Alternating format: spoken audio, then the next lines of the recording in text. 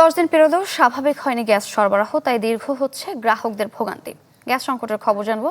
রাজধানীর তেজগাঁও থেকে যুক্ত হচ্ছেন সহকর্মী সুলতান মাহমুদ আরিফ। আরিফ, কোথাও দীর্ঘ লাইন, আবার কোথাও ফাঁকাই রয়েছে ফিলিং স্টেশনগুলো। তেজগাঁওর অবস্থা কি দেখছেন? গ্যাস সরবরাহ রয়েছে কিনা জানাবেন।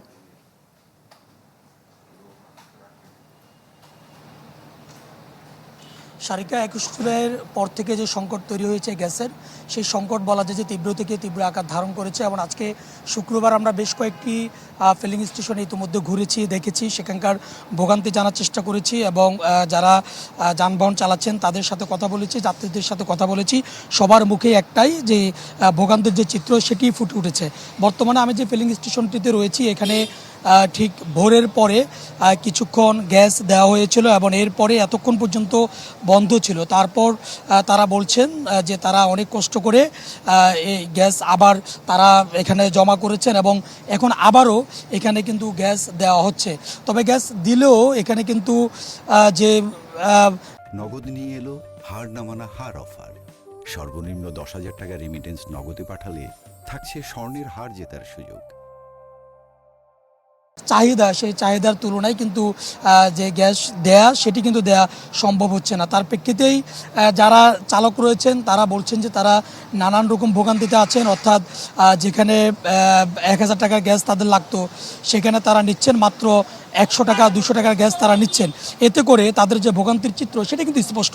আমরা একটু জানতে চাইব যে আমরা এখানে যারা গ্যাস নিতে এসেছেন তাদের কাছ থেকে একটু জানতে চাইব যে তারা আসলে কেমন গ্যাস পাচ্ছেন এবং কি পরিমাণ গ্যাস এখানে রয়েছে। আপনারা তো মাঝখানে বন্ধ ছিল, এখন আবার দেওয়া শুরু করলেন, এখন কেমন দিতে পারতেছেন গ্যাস? এখন ওই আগের অবস্থায়, কেননা ওই বন্ধ রাখার পর যাটাই না আসছে ওইটাই আমরা দিতেছি। তারপরে মনে করেন যে এটা গ্যাস আহত আসে নাই লাইনে, জমা করে জমাটুকু পাচ্ছেন তো? দিতেছি। আপনারা কি পাচ্ছেন? আপনারা আপনাদের চাহিদা মোতাবেক গ্যাস পাচ্ছেন? চাহিদা আপনি কত জায়গায় ঘুরে এখানে এসেছেন? আমি 4 জায়গায় ঘুরে এই জায়গায় এসেছি। কতক্ষণ পর্যন্ত ঘুরতেছেন? 4 ঘন্টা। 4 ঘন্টা ধরেই শুধু রাস্তায় রাস্তায় ঘুরে এখানে আসছেন। এখানে এসে এখন চাহিদা মোতাবেক পাবে? এই যে এখন বলতেছে যে আপনার এই সিএনজি রিটেস্টের পেপার না থাকলে গ্যাস দিব না। নানা দেখতে পাচ্ছেন আমরা এখানকার যারা কর্তৃপক্ষ রয়েছেন তাদের সাথেও কথা বলেছি। তারা সর্বাত্মক চেষ্টা করছেন গ্যাস দেওয়ার জন্য। অপরদিকে যারা ভুক্তভোগী রয়েছেন তারা বলছেন যে বেশ কয়েকটি জায়গায় ঘুরে এসেও চাহিদা মোতাবেক গ্যাস পাচ্ছেন না। এতে তাদের যে ভোগান্তির চিত্র সেটি একেবারে স্পষ্ট। সারিকা। আরিফ, ধন্যবাদ আপনাকে। আমরা গাজীপুরে গ্যাস সংকট পরিস্থিতি নিয়ে জানবো। আমাদের সঙ্গে আছেন সহকর্মী রফিকুল ইসলাম খান। রফিক, আপনি একটা ফিলিং স্টেশনে আছেন, কেমন দেখছেন সেখানকার পরিস্থিতি? সারিকা, ঢাকার তুলনায় গাজীপুরের গ্যাস পরিস্থিতি কিন্তু অনেকটাই ভালো।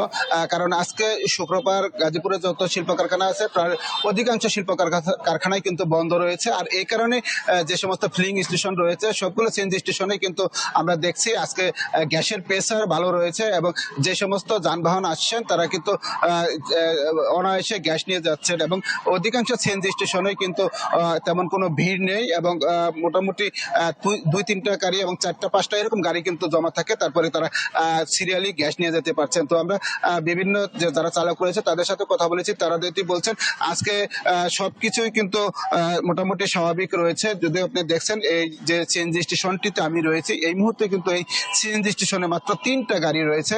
আমরা সিএনজি স্টেশনের যারা অপারেটর রয়েছে তাদের সাথে কথা হয়েছে, তারা যেটি বলছেন গত এই সপ্তাহের মঙ্গলবার বুধবারও কিন্তু আসলে এই যে সিএনজি স্টেশনটি রয়েছে সেখানে প্রেশার ছিল 110, 90, 100 এর ভিতরে। কিন্তু আজকে আমরা যেটি দেখেছি এই সিএনজি স্টেশনে যে প্রেশার, সে প্রেশার কিন্তু রয়েছে 180, সেটি আমাদেরকে বলেছে। তো এমন যদি পরিস্থিতি থাকে তাহলে হয়তো গ্যাসের সংকট তেমন তাদের কাছে মনে হচ্ছে। তবে তিতাসের পক্ষ থেকে বলা হয়েছে তারা সর্বাত্মক চেষ্টা করেছে নিরবিচ্ছিন্ন গ্যাস সরবরাহের জন্য। এই ছিল গাজীপুর থেকে সর্বশেষ খবর।